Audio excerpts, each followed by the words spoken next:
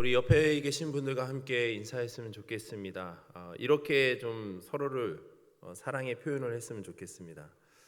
당신의 모습이 꽃보다 너무나 아름답습니다. 예. 당신의 모습이 꽃보다 너무나 아름답습니다. 예. 이 남남끼리 하면 얼마든지 할 수 있는데 옆에 혹시 아내분이나 남편분 계시면 아마 오그라드는 멘트일 겁니다. 그래도 지금이 아니면 또 언제 해보겠습니까? 예. 먼저 말씀에 나누기 앞서 오늘 함께 나눌 말씀은 1차적으로는 저에게 적용되는 가장 매우 엄중한 말씀이고, 더 나아가서 2차적으로는 또 우리 모두에게 주어지는 말씀입니다. 어떻게 보면 오늘 말씀이 한편으로는 좀 무거울 수도 있고요, 한편으로는 좀 두렵고 떨림의 말씀이 될 수도 있습니다. 우리 함께 오늘 말씀을 통해서 은혜를 나누고자 합니다. 제가 한 가지 질문을 하도록 하겠습니다. 여러분들이 잘 듣고 어느 쪽이 전지 난지를 한번 마음속으로 손을 들어보시기 바랍니다. 여러분들은 실천적인 무신론자입니까? 아니면 실천적인 유신론자입니까? 전자입니까? 후자입니까? 이렇게 얘기하면 좀 말이 어렵죠. 그럼 제가 쉽게 좀 설명하겠습니다. 여러분들은 신앙을 입으로 고백하는 사람입니까? 행동으로 고백하는 사람입니까? 아니면 마음과 행동으로 고백하는 사람입니까? 어느 쪽입니까? 여러분들 각자 나름대로의 마음속에 아마 답이 정해졌을 겁니다. 그렇다면 그 답이 바로 저와 여러분들의 지금 신앙의 현 주소라 할 수 있습니다. 앞서 말씀드린 대로 입으로 고백하고 행동으로 고백하는 사람은 어느 쪽일까요? 바로 실천적인 무신론자입니다. 또한 마음과 행동으로 고백하는 사람은 어딜까요? 바로 실천적인 유신론자입니다. 그렇다면 우리 삶은 과연 어느 쪽일까요? 전자일까요? 후자일까요? 저와 여러분들의 각자의 삶은 무신론자일까요? 유신론자일까요? 우리는 모두가 삶 가운데서 실천적인 유신론자라고 고백하며 삶을 살아갑니다. 그러나 많은 순간에 우리는요, 실천적인 무신론자와 같은 삶을 살아갈 때가 많습니다. 마치 하나님이 계시지 않는 듯, 하나님이 우리를 보고 계시지 않는 듯, 우리를 돌봐주시지 않으시고 우리를 인도하지 않는 것처럼 우리의 삶을 살아갈 때가 있습니다. 여러분, 오늘 말씀은요, 산상수훈에 해당되는 부분입니다. 하나님의 천국 백성으로서 성도들이 지녀야 될 실천적인 규범을 강조하고 있는 7장의 종결 부분입니다. 또한 산상수훈의 결론 부분이라고도 할 수 있습니다. 주님은 오늘 본문을 통해서요, 성도들에게 행함이 있는 믿음의 자세, 즉 실천적인 순종을 강조하고 있습니다. 특별히 본문 속에서 주님은요, 아무리 종교적으로 큰 업적을 쌓고 많은 사람들에게 인정을 받고 심지어 본문에 나타난 것처럼 주의 이름을 부르며 자신이 하나님의 일꾼으로서 헌신하고 또한 권능을 행하고 능력을 행할지라도 자신의 삶 속에서 믿음의 실천을 통해 하나님이 원하시는 그 의롭고 선한 결실을 맺지 못한다면 그날, 즉 마지막 심판날에 주님으로부터 엄중한 책망과 함께 배척을 당할 수밖에 없음을 교훈함으로 인해서 형식과 외식 또한 비본질적인 모습에 쉽게 빠질 수 있는 우리에게 전하고 있는 엄중한 경고의 메시지라고 할 수 있습니다. 우리의 삶의 신앙적인 삶의 모습은 과연 어떤 모습일까요? 또한 저와 여러분들은 과연 어디에 위치하고 계십니까? 21절을 우리가 함께 읽도록 하겠습니다. 21절 말씀입니다. 함께 읽겠습니다. 나더러 주여 주여 하는 자마다 다 천국에 들어갈 것이 아니요 다만 하늘에 계신 내 아버지의 뜻대로 행하는 자라야 들어가리라. 아멘.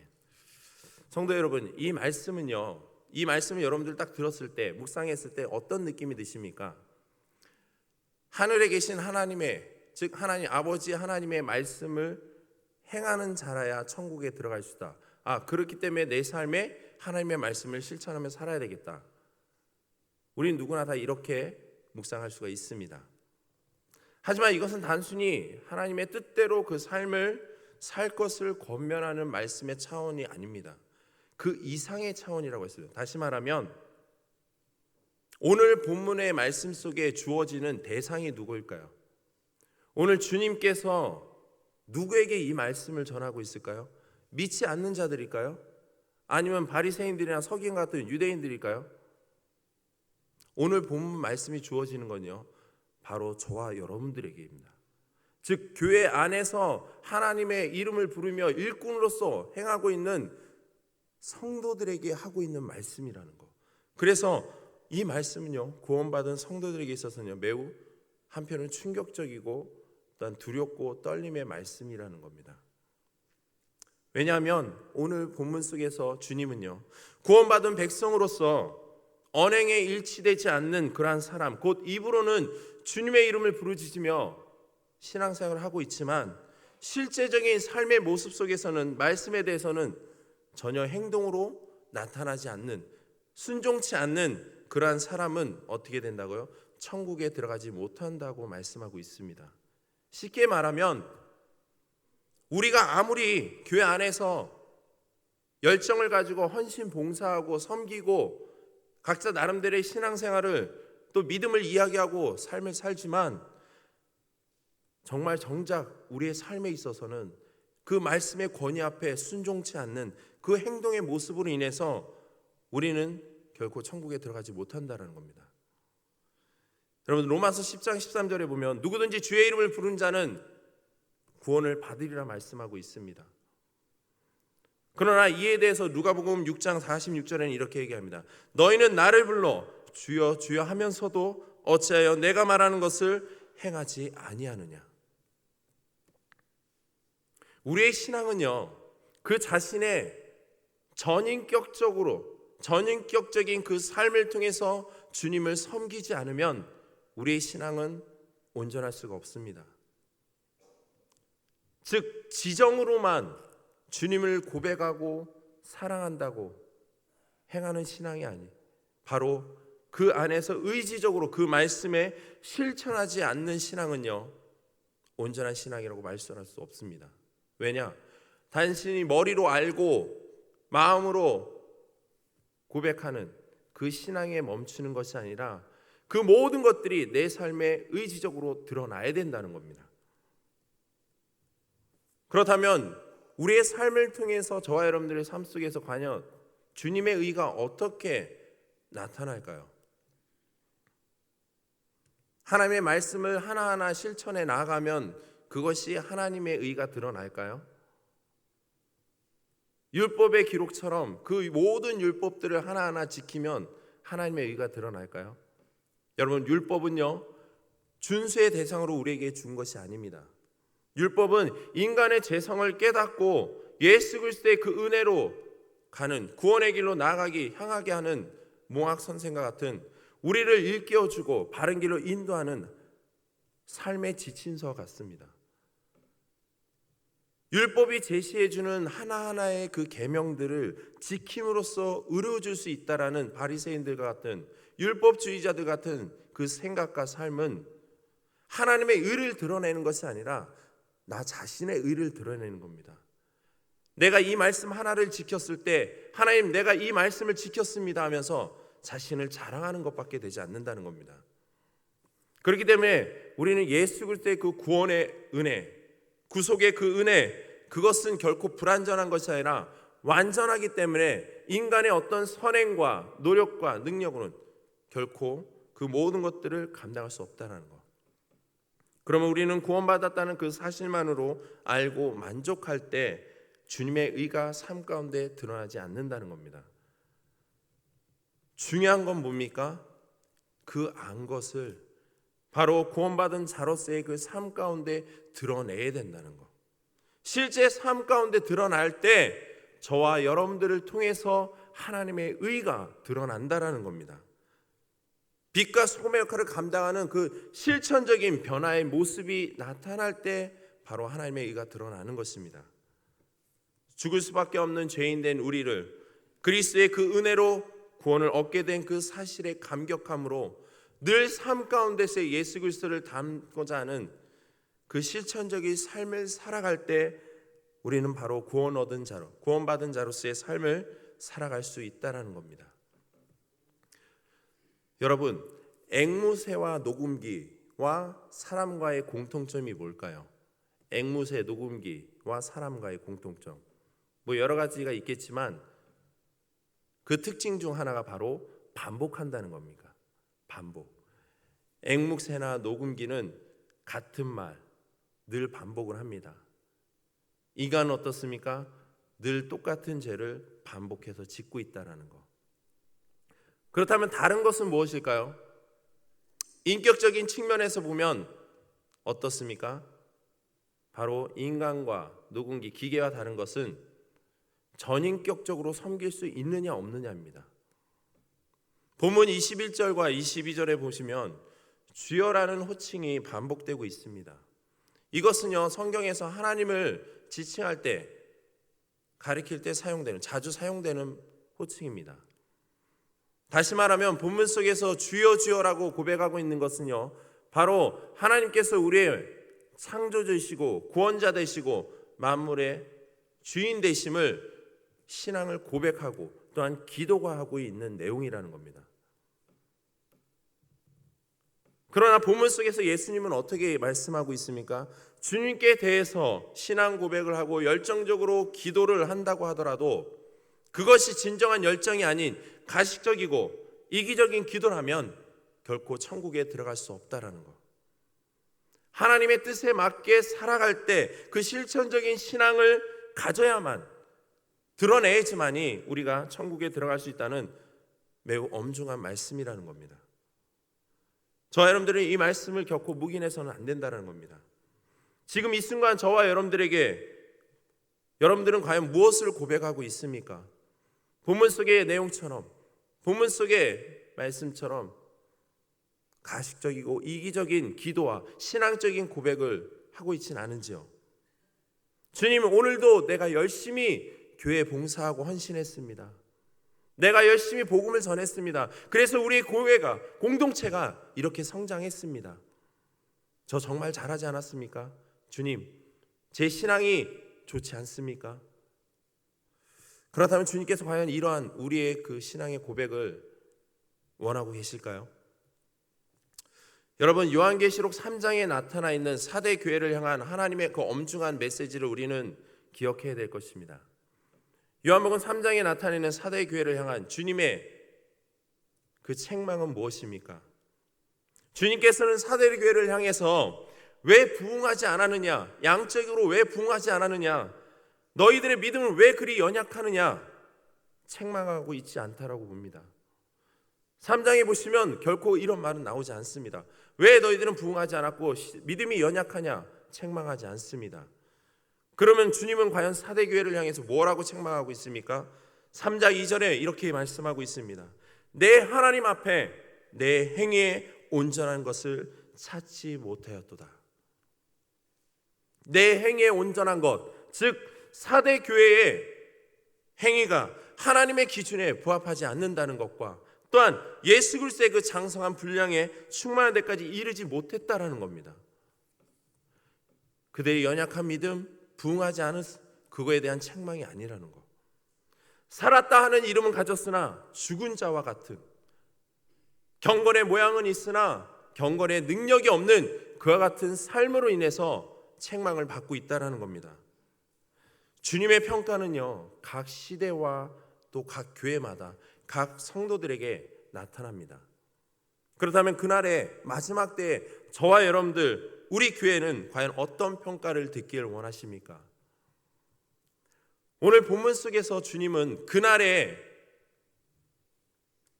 이렇게 명확하게 말씀하고 있습니다. 내가 너를 도무지 알지 못하노라. 여러분, 이게 얼마나 충격적인 말씀입니까? 이 땅에서 우리 나름대로 열심히 신앙생활하고 헌신 봉사하고 복음도 전했습니다. 부흥 성장했습니다. 교회가 이만큼 성장했어요. 근데 마지막 그날에 주님 앞에 섰는데 주님이 나에게 이렇게 얘기하십니다. 내가 너를 도무지 알지 못하노라. 여러분, 이 알지 못한다는 거, 여기에서 주님은 그치지 않습니다. 23절 후반절 뭐라고 합니까? 불법을 행하는 자들아 내게서 떠나가라. 여러분, 이게 얼마나 참담하고 애통하는 말입니까? 나를 모르시는 것도 참담한데 거기에다가 나에게 불법을 행하는 자들, 불법은 행하는 자로서 호칭하고 있다는 것, 이 얼마나 허망한 일입니까? 성도 여러분, 주님은요, 누구든지 주님이 가르치신 그 교훈과 진리를 듣고 행하는 이가 그 인생의 집을 견고한 반석 위에 짓는 사람임을 오늘 후반절 24절부터 지혜로운 건축자와 어리석은 건축자를 비유를 통해서 이야기하고 있습니다. 여러분들의 신앙의 든든한 기초는 과연 무엇입니까? 우리가 가지고 있는 능력, 달란트, 재능일까요? 아닙니다. 그것은요, 신앙의 든든한 기초가 될 수 없습니다. 오히려 그것으로 인해서 우리 자신을 드러내기 위한 자랑일 수밖에 없다는 것. 참된 신앙의 든든한 기초는요, 다른 것이 아닙니다. 바로 주님의 말씀을 믿음으로 가지고 의지적으로 순종하고 삶 가운데 실천하는 것이 바로 우리 신앙의 기초라는 겁니다. 주님께서 지금 이 순간 우리에게 가라 하시면 무언가를 요구하신다면 어떻게 반응하시겠습니까? 주님, 그 길은 예전에 제가 갔던 길입니다. 그것은 제가 예전에 했던 방법입니다. 왜 이것을 굳이 해야 합니까? 라고 반문하시겠습니까? 아니면 아멘으로 화답하며 행동하는 것이 옳은 것일까요? 말씀에 대한 믿음의 의지적 순종과 실천만이 바로 우리를 그 하나님의 참 성도로서 만드는 비결이며 또 새 생명으로 인도하는 인도자이심을 우리는 깨달아야 할 것입니다. 21절에 주님은 말씀하고 있습니다. 천국에 들어갈 수 있는 자가 누구인지를, 그는 곧 하나님의 뜻을 행하는 자, 하나님의 뜻을 바로 알고 전적으로 순종하는 삶을 사는 자로서 예수 그리스도의 참 제자를 말하고 있다는 겁니다. 그럼 지금 우리 삶에서 실천 가능한 것이 과연 무엇일까요? 그것은요, 바로 말씀을 바로 알아야 한다는 것. 그리고 그 중요한 것은 더 나아가서 그 안 것을 어떻게 합니까? 우리의 삶 가운데 적용하며 힘써 실천하는 것입니다. 크고 작음이 없다라는 겁니다. 어떤 상황이 주어지더라도 내 생각과 논리가 아닌 그것을 앞세워서 행하는 것이 아니라 하나님 말씀 앞에 코람대회의 그 신앙을 가지고 하나님의 말씀 앞에서 그 말씀을 바로 알게 되면 깨닫고 그로 인해서 하나님의 뜻을 우리가 조금이라도 깨달고 나아가서 실천하는 그 신앙적인 모습, 주님은 그 전적인 순종의 모습을 우리에게 요구하고 계신다는 것. 그런데 우리가 주의할 것이 있습니다. 그것은 말씀의 의미를 내 주관대로 해석해서는 안 된다는 겁니다. 오히려 올바른 순종의 모습이 아니라 그것은 잘못된 순종의 모습이 비춰지게 된다는 것. 그 결과 가장 먼저 영향을 받게 되는 것이 무엇입니까? 그것은 바로 내가 속해 있는 공동체가 바로 악영향을 받게 된다는 것. 나는 그 다음의 문제라는 겁니다. 잘못된 순종의 모습, 언행과 행동의 모습이 내가 속해 있는 공동체, 그 지체들에게 묵은 누룩처럼 악영향을 번지게 만들 수 있다는 겁니다.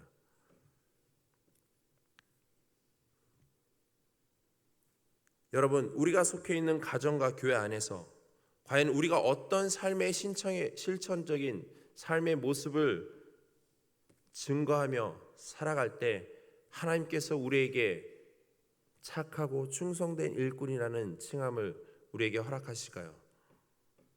우리 각자가 우리의 신앙을 돌아보길 소망합니다.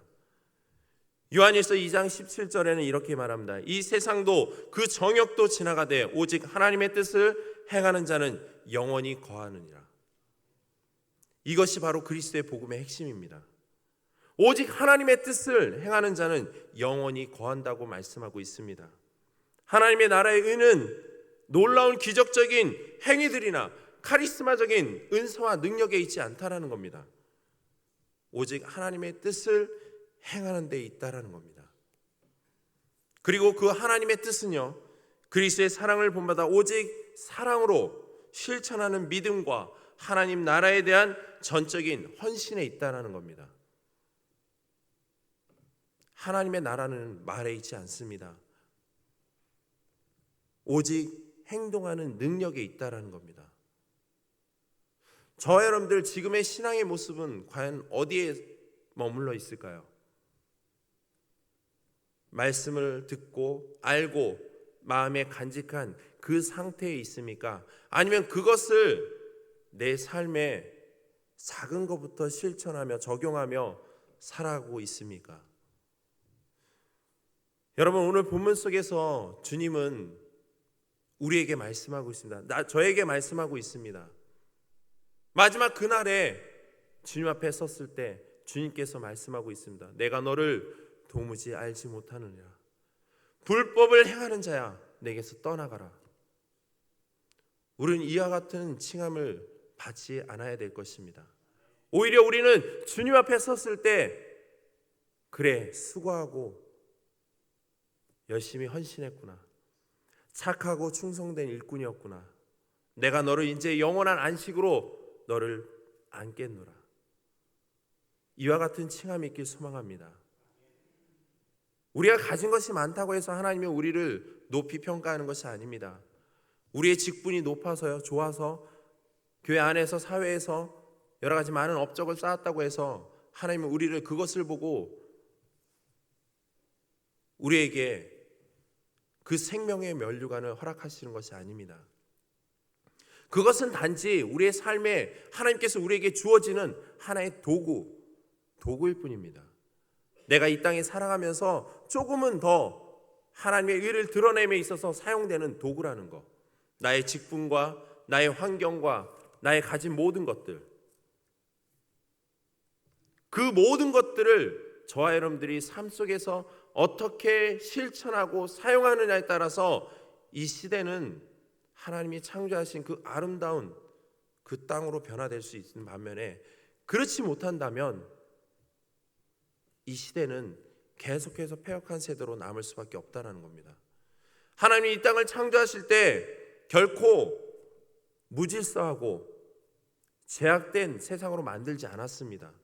창세기 2장까지 나타내는 이 세상은 매우 심히 보기 좋은 하나님의 거룩한 하나님의 창조물이었습니다.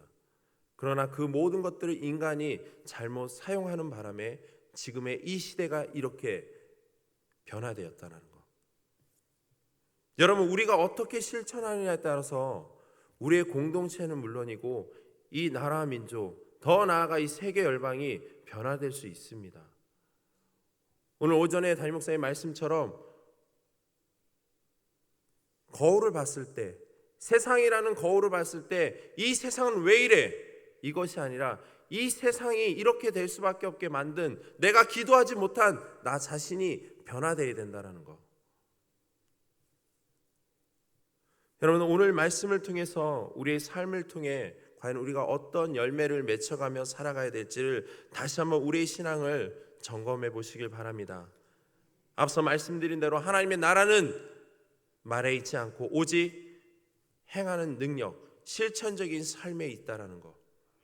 또한 그날에 성령의 좋은 열매를 맺는 자만이 바로 하나님 나라의 영광에 참여하게 된다는 사실을 믿으시길 소망합니다. 그 마음과 그 실천적인 삶을 통해 살아갈 때 하나님의 그 언약, 우리를 향한 그 축복의 언약이 이 땅에서 동일하게 주어진다는 사실입니다. 그래서 우리는 그걸 마음껏 누리며 하나님의 그 은혜에 감사하며 살아가게 된다는 것. 여러분들 삶에 있어서 정말 아름다운 열매들이 가득하길 소망합니다. 매일매일 삶 속에서 여러분들이 맺혀지는 그 결실의 열매가 어느 하나 허투루되지 않고 하나님 앞에 귀한 예물로 드려지길 소망합니다. 그래서 저와 여러분들을 통해서 우리 오산 제2교회를 통해서 이 오산 지역은 물론이고 더 나아가 이 나라 민족의 빛과 소금의 역할을 감당하는 그 신앙의 역할을 감당하는 하나님의 거룩한 백성, 하나님의 친히 세운 몸된 교회가 되길 소망합니다. 이 모든 것들이 하나님이 우리에게 지금 요구하고 계신 그 하나님의 말씀임을 깨닫고 오늘 말씀을 통해서 한 주간의 삶을 더욱더 주님 앞에 실천하며 나아가는 저와 여러분 되길 소망합니다. 아멘.